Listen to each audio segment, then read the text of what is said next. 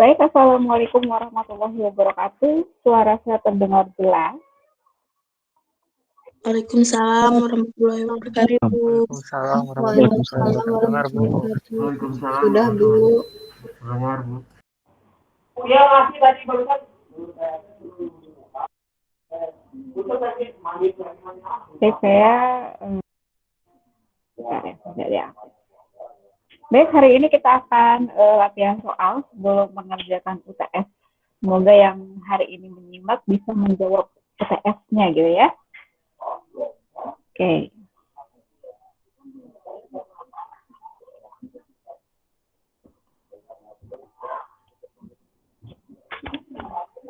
Oke, sudah terlihat untuk slide materinya, PDF materinya.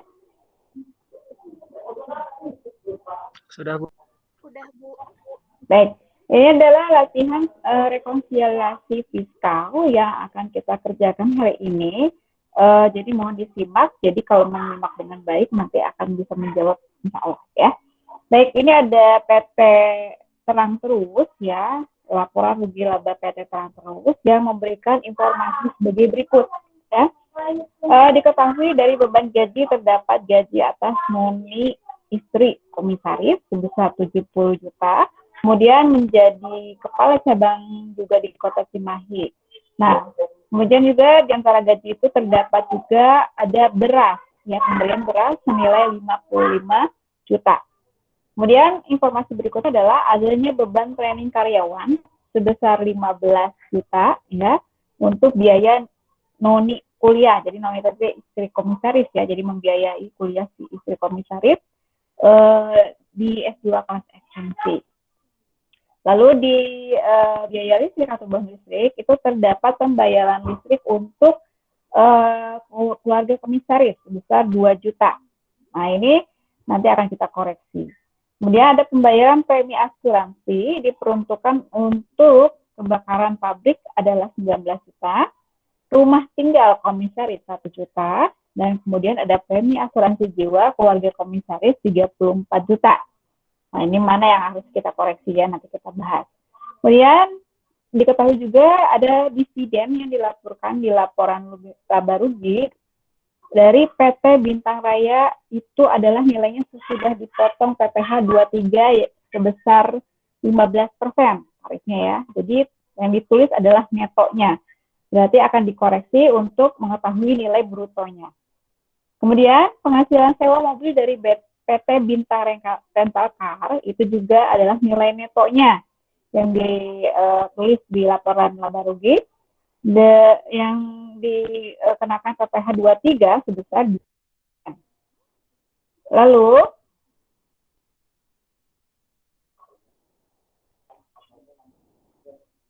kemudian juga ada sewa genset ya dari CV Genta, itu juga nilainya udah neto. Kemudian dipotong PPh 23 sebesar 2%. Berikutnya adalah laba usaha di cabang Brunei. Dilaporkan juga adalah nilai yang sudah dipotong pajak sebesar 35%. Berarti nanti kita akan cari brutonya untuk dikoreksi. Kemudian laba usaha di cabang Timur Timur itu juga nilainya neto setelah dikurangi pajak sebesar 35%. Untuk keuntungan risiko sudah dihitung sesuai dengan SAK. Kemudian ada pembayaran zakat kepada basis Jabar sebesar 28 juta. Ini berarti sudah punya pemerintah ya, berarti boleh diakui ya sebagai zakat. Lalu ada jumlah angsuran PPh 25 yang sudah dilakukan selama tahun 2013 sebesar 212 juta. Ini adalah penyusutan yang digunakan oleh PT Terus Terang ya. Ini ada kelompok 1 berupa laptop atau komputer yang sudah digunakan dari tahun 2008 ya. Jadi udah tahun perolehan adalah 2008. Kemudian ada mobil pick up ya, kemudian ada mobil sedan dan juga bangunan. Untuk mobil sedan dipergunakan untuk komisaris sebagai kendaraan dinas dan dibawa pulang ke rumah. Sedangkan untuk komputer tidak lagi dikhususkan karena sudah habis masa manfaat. Jadi kalau untuk kelompok 1, kita ketahui adalah masa manfaatnya 4 tahun. Kelompok 2, 8 tahun.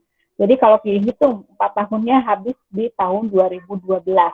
Maka untuk laporan laba rugi 2013 tidak lagi disusutkan. Ya, akan dikoreksi kalau masih ada penyusutan ya gitu. Kemudian beban penyusutan itu sesuai fiskal sebesar 93.750. Nah, nanti kita hitung ulang berapa sebenarnya harus yang disusutkannya. Diminta adalah buat koreksi fiskal untuk laporan laba rugi PT Terang ya untuk tahun 2013. Nanti yang saya berikan juga di UTS sudah dalam bentuk tabel seperti ini ya. Jadi saudara tinggal menginput nilai koreksinya, positif atau negatif, kemudian berapa fiskalnya, ya hasil fiskalnya jadi berapa, ya. Nanti setelah dikoreksi, saudara tinggal menghitung berapa penghasilan kena pajaknya setelah dikurangi kompensasi kerugian jika ada. Lalu nanti dikalikan tarif ya, sehingga ditemukan PPh terutangnya. Nanti dikurangi kredit pajak yang kita ketahui tadi ada PPh 23 ya, atas sewa mobil dan juga ada sewa genset. Ini udah saya isi. Ya, jadi saya tinggal menghitung saja. Lalu berapa jadinya jumlah untuk yang kredit dalam pajak dalam negerinya.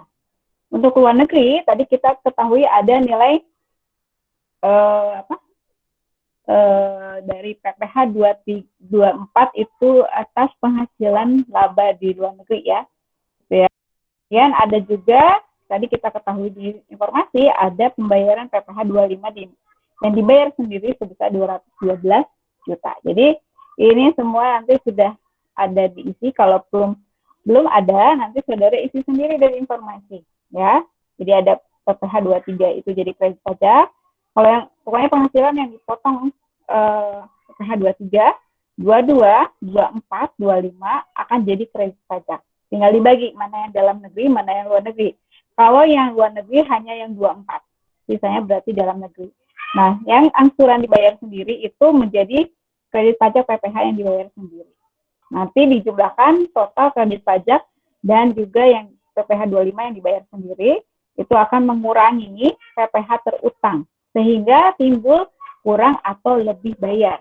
Ingat, kalau PPh terutang lebih besar daripada kredit pajak, maka akan terjadi kurang bayar. Tapi kalau PPh terutang lebih kecil daripada kredit pajak, akan terjadi lebih bayar. Nanti sampai sini sudah selesai ya penghitungannya. Gitu. Oke.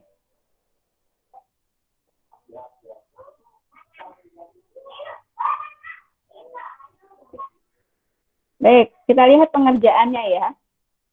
Nah, ini nanti saya sudah buatkan seperti ini ya. Kalau di Excel-nya, nanti saudara tinggal bikin copy paste dari yang kemarin. Ya, bisa seperti ini gitu ya.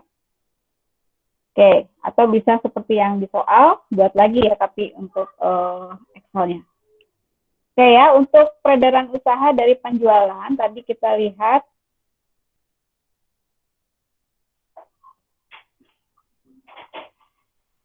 di atas ya, 4,4 miliar ya, 4,4 miliar. Oke, ini sudah sesuai ya dengan yang di soal, sudah dibahas. Itu tidak ada koreksi sama sekali, ya, tidak ada. Kemudian tadi di gaji, kita ketahui tadi gajinya ada gaji noni, istri komisaris, itu ada hubungan istimewa, maka itu harus dikoreksi. Ya, dikoreksi sebesar 70 juta, dan juga ada beras, itu ada benefit in kind sebesar 55 juta. Sehingga yang dikoreksi adalah sebesar 125 juta, gitu ya. Dari total beban gaji 900 juta. Sehingga fiskalnya menjadi 775 juta. Kemudian tunjangan transport tidak ada PPh. 21 karyawan ditanggung perusahaan, ini tidak ada informasi tambahan, tapi kita tahu kalau yang ditanggung maka harus dikoreksi seluruhnya, ya, karena itu menjadi benefit in kind bagi karyawan, tidak masuk ke komposisi gaji, gitu ya. Kalau ditanggung biasanya tidak ada di dalam slip gaji. Otomatis ini akan dikoreksi seluruhnya, gitu ya. Kemudian makan minum karyawan jika dilakukan untuk seluruh pegawai, maka itu diperbolehkan. Tidak ada koreksi. Kemudian pengobatan ditanggung perusahaan. Ya, kalau ditanggung artinya mendapat benefit in kind. Artinya harus dikoreksi seluruhnya. Jadi di fiskalnya menjadi 0. Ya, koreksinya positif. Jadi dikurangin ya, biaya mengurangi, maka koreksinya positif. Kemudian ada beban training karyawan. Kita tadi lihat di dalamnya ada pembayaran untuk uang kuliah ya. Uang kuliah noni ya, ini ya. Ekstensi 15 juta. Ini karena ada hubungan istimewa dan juga biaya ini adalah biaya perorangan, maka harus dikeluarkan atau dikoreksi dari biaya training. Ya, ini akan dikoreksi sebesar 15 juta.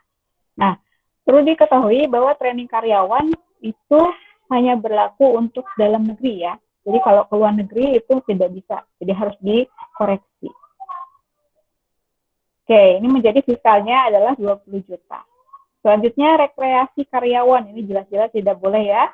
Rekreasi karyawan itu tidak boleh dijadikan biaya, maka harus dikoreksi seluruhnya sebesar 45 juta.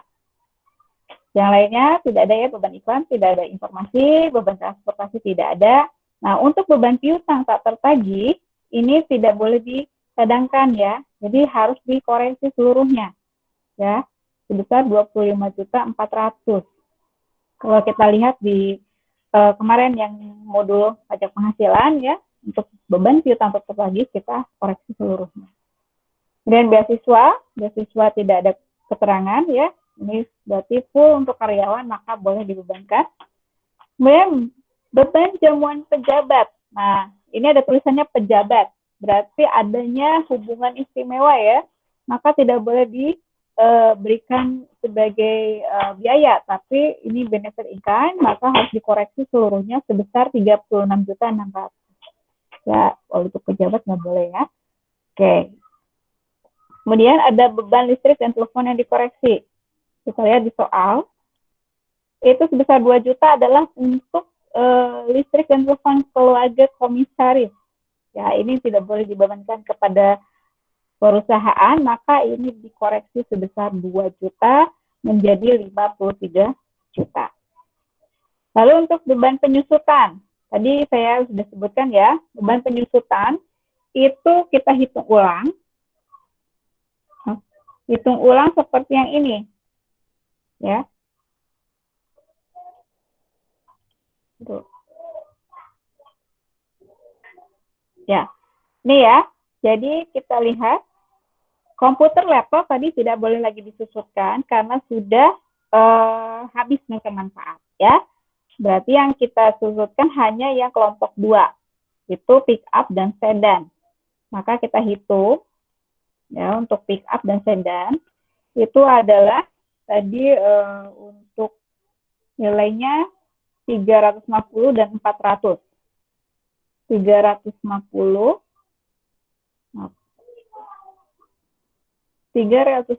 juta dikali 12,55% ya. 43.750 ini kalau di ini ya, nih. 43.750 untuk yang pick up. Kemudian kalau yang satu lagi sedan ya. Itu 400 juta. Berarti 400 juta dikali 12,5%. Tarifnya ya, tarif ini didapat dari mana? Ini dari pasal 11 Undang-Undang PPH ya. Ini ya. Jadi totalnya adalah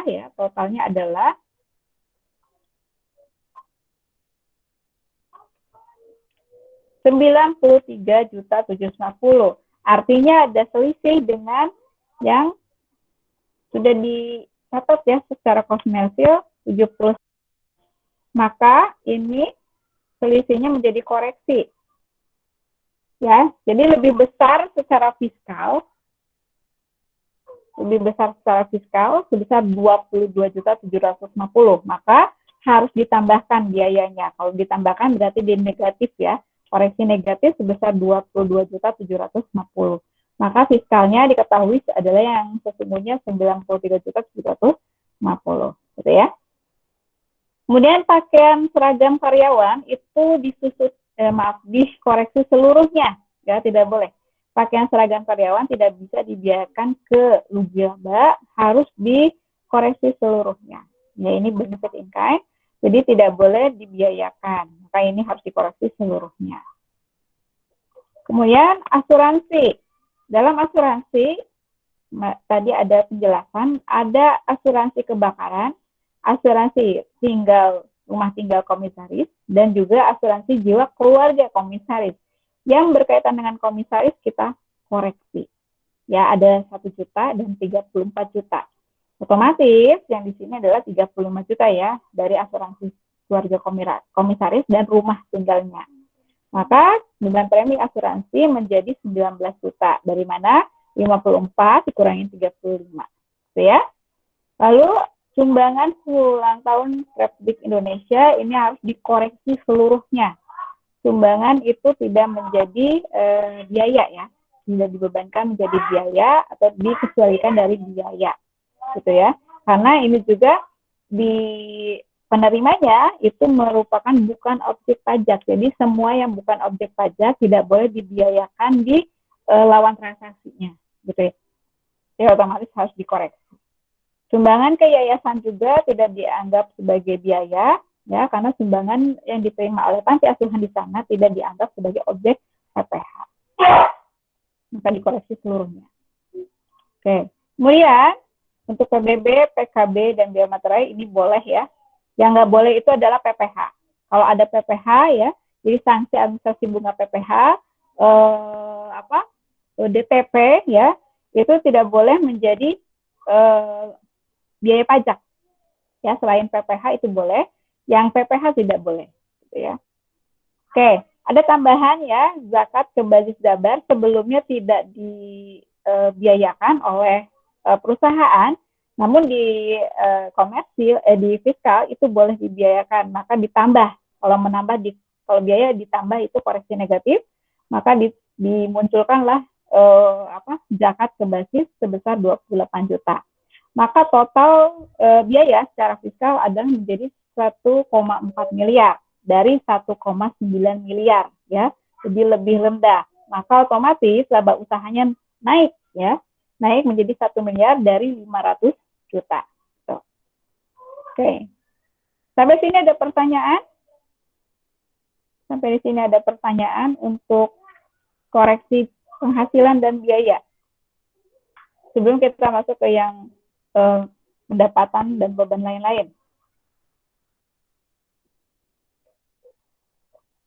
Tidak ada? Baik, kalau tidak ada, saya lanjutkan kembali. Dari pendapatan lain-lain diperoleh dividen dari PT ya sebesar 35 juta setelah pajak. Ya, pajaknya adalah 32% ya. Untuk pajaknya kita lihat sebentar. Pajak dividen sebesar 15%. 15% seperti yang kemarin kita cari ya. 15% maka otomatis kita carinya begini. 100%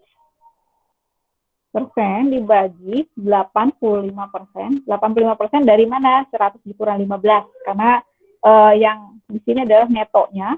Neto setelah dipotong 15%. Berarti sisanya tinggal 85% ya. Dikali dengan netonya. Ya. 35 juta. Hasilnya adalah 41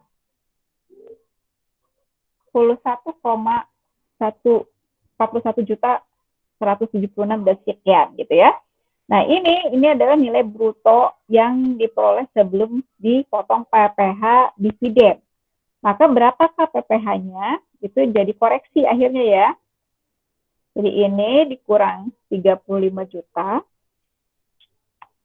Oke, 6.176. Ini ditambahkan ya atau dimasukkan ke koreksi positif. Bu, kok positif? Kan nambah. Ini bagian penghasilan. Kalau penghasilan bertambah di koreksi positif. Tapi kalau berkurang itu dikoreksi negatif. Kebalikan dengan biaya. Ya, kalau biaya bertambah dikoreksi negatif, tapi kalau berkurang dikoreksi positif. Jangan kebalik ya, nanti bacakan ya. Lalu kemudian ada sewa mobil, itu juga sudah net ya, setelah pajak sebesar 49 juta, dengan pajaknya nilainya adalah berapa? 2%, berarti ada 98% yang sudah dicatat oleh komersil. Seharusnya kan 100% ya, jadi 100 dibagi berapa? Jadi 98% ya, sisanya dari 2%, dikali 49 juta. 50 juta ya. Jadi ada netnya sebesar 50 juta. Maka berapa yang harus dikoreksi? Sebesar 1 juta. Ya. Jadi 1 juta di sini ditambahkan di penghasilan sehingga bruto tercatat di fiskal. Dan untuk sewa genset tidak ada, maka total pendapatan lain-lain itu adalah 106 juta dari 99 juta. Naik ya. Oke, berikutnya adalah di bagian kerugian ya, pendapatan tapi rugi gitu. Pendapatan atau kerugian di luar negeri. Pertama, laba usaha di cabang Brunei itu sebesar 162.500.000 itu dicatat setelah potong PPh. Ya, PPh di sana ya tarifnya. Tarif di Brunei itu 35%, maka nilai brutonya kita cari dulu, 65% dikali 162.500. Oke, berarti netnya adalah sebesar 250 juta. Berapa yang harus dikoreksi? Ini dikurang dengan 162.500.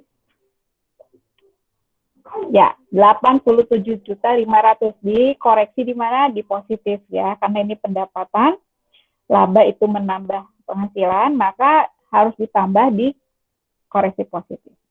Berikut juga dengan yang laba usaha dari cabang Timur-Timur, tadi juga udah dipotong pajak 35% juga ya, jadi harus kita cari dulu berapa nilai 100%-nya. Ya. 97.500. 150 juta. Berapa yang harus kita koreksi? 52.500. Ini berarti menambah di koreksi positif ya untuk laba dari usaha. Lalu berikutnya diketahui di soal ya, di informasi ada kerugian di luar negeri.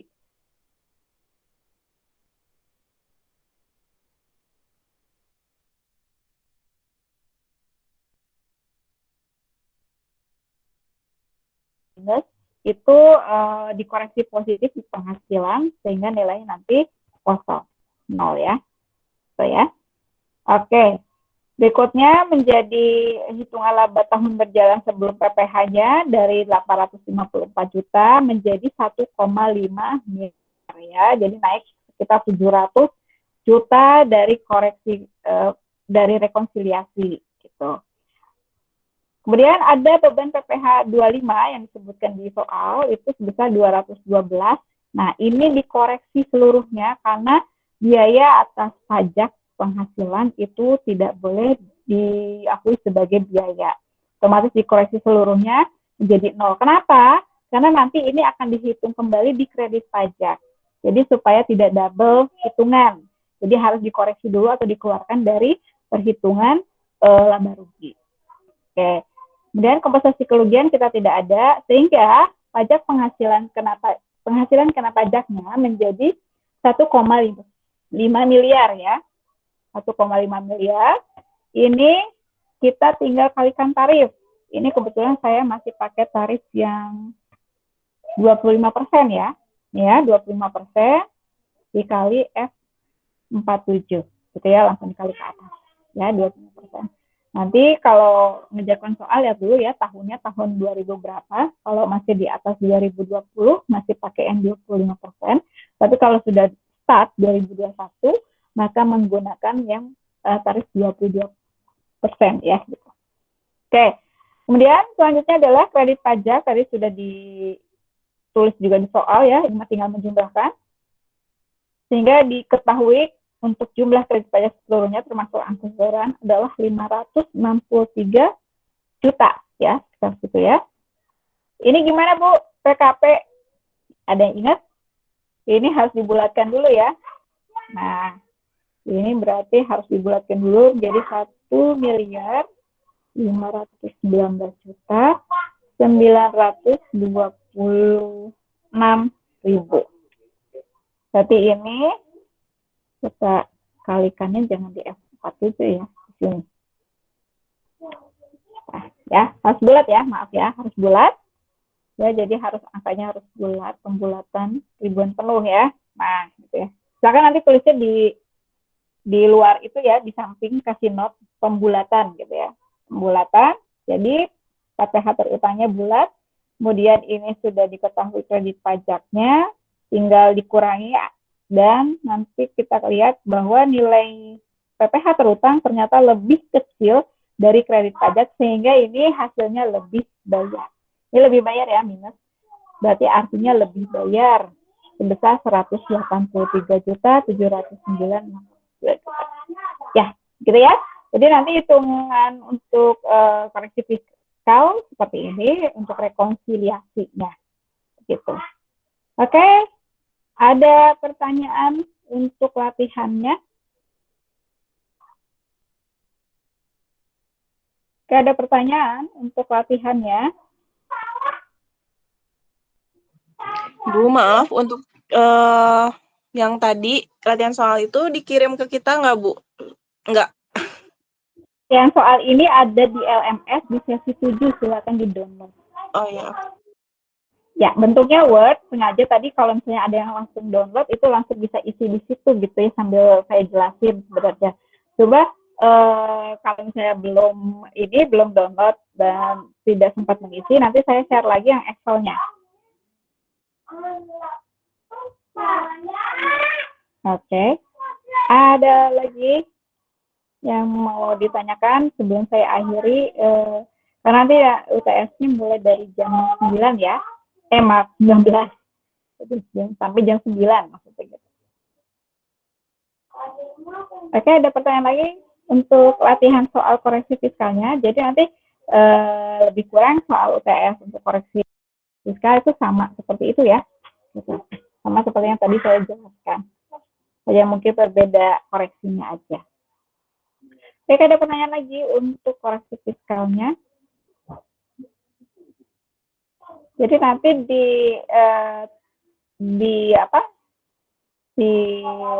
dikerjakan, dibuka juga model penghasilannya ya. Model yang kemarin saya share untuk bagian tabel koreksi fiskalnya dicek di situ ya. Jadi biaya ini apakah termasuk dikoreksi apa enggak, kemudian nanti apakah ini boleh dibebankan apa enggak, ini penghasilannya boleh diakui apa tidak. Kemudian perhatikan juga nanti kalau misalnya ada penghasilan yang dipotong PPh, artinya sudah harus dicarikan dulu brutonya, gitu ya. Jadi harus benar-benar diperhatikan ini dianalisa gitu soalnya. Oke. Ada pertanyaan lagi sebelum saya sudahi untuk latihannya sebelum UTS? Ya, diingatkan lagi nanti ada 3 bagian, itu bagian administrasi pajak atau KUP, kemudian bagian kedua POP, kemudian bagian ketiga PPh badan. Semuanya usahakan dikerjakan semampu kalian ya, jangan sampai terlewat karena masing-masing punya poin. Jadi kalau misalnya tidak dikerjakan satu, mungkin akan berkurang sebesar itu poinnya, gitu ya. Baik, ada pertanyaan lagi untuk materi hari ini? Nanti akan saya share lagi untuk latihan soalnya, kemudian Excel-nya ya. Tidak ada? Oke, kalau tidak ada, saya sudahi untuk materi hari ini. Good luck untuk UTS-nya. Semoga bisa mengerjakan dengan baik. Assalamualaikum warahmatullahi wabarakatuh. Waalaikumsalam warahmatullahi wabarakatuh.